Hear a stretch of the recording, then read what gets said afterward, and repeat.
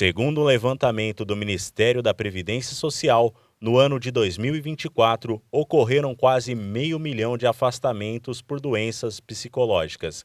A pressão, o excesso de trabalho e a falta de reconhecimento são alguns dos fatores que contribuem para esse cenário.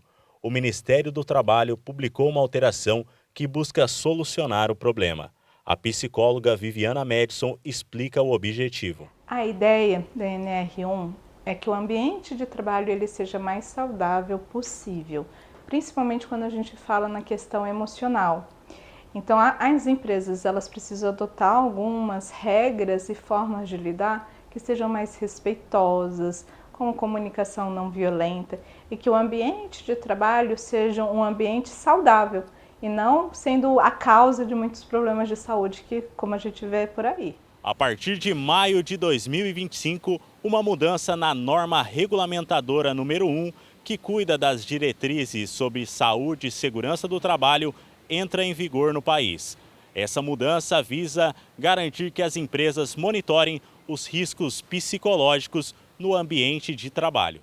A mudança aponta que as empresas agora devem obrigatoriamente avaliar e identificar os riscos psicossociais, implementar medidas preventivas e integrar a saúde mental, promovendo um ambiente de trabalho mais saudável. Para quem passa por essa situação, superar é um processo lento, que exige tempo e resiliência. Ana Clara conta como foi sua experiência. Eu já passei por isso, de não ter tempo de ir ao banheiro, e eu era obrigada, enquanto tivesse o trabalho para fazer, eu era obrigada a terminar.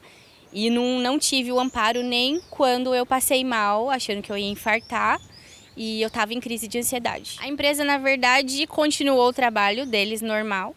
Algumas pessoas me auxiliaram, mas acharam que eu estava passando mal. Era só um passar mal.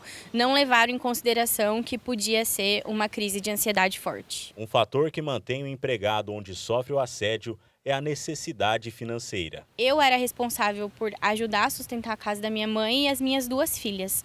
Por conta do dinheiro e das minhas obrigações como mãe, eu aguentei bastante tempo. A ajuda médica é fundamental para um diagnóstico correto e acompanhamento adequado. A médica detectou que eu estava em crise de ansiedade. A minha pressão aumentou realmente por conta disso, por conta dessa crise de ansiedade, no qual ela me indicou que eu passasse por um psicólogo, por algum tratamento psicológico, e que eu estava tendo uma crise de ansiedade. E mediante isso eu procurei ajuda psicológica, fiz todo o meu check-up cardiovascular, sobre os remédios da pressão que eu já tomava, e a partir disso comecei a tomar ansiolítico. Entre as mudanças na norma está a implementação do socorro psicológico no ambiente de trabalho.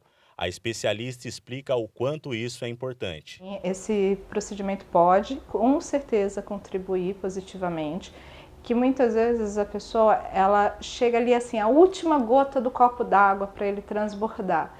E quando a gente consegue atuar antes disso acontecer, a gente consegue lidar para que essas emoções e esses sentimentos eles não extravasem e às vezes vêm crises ou problemas maiores. Até, por exemplo, casos de suicídio.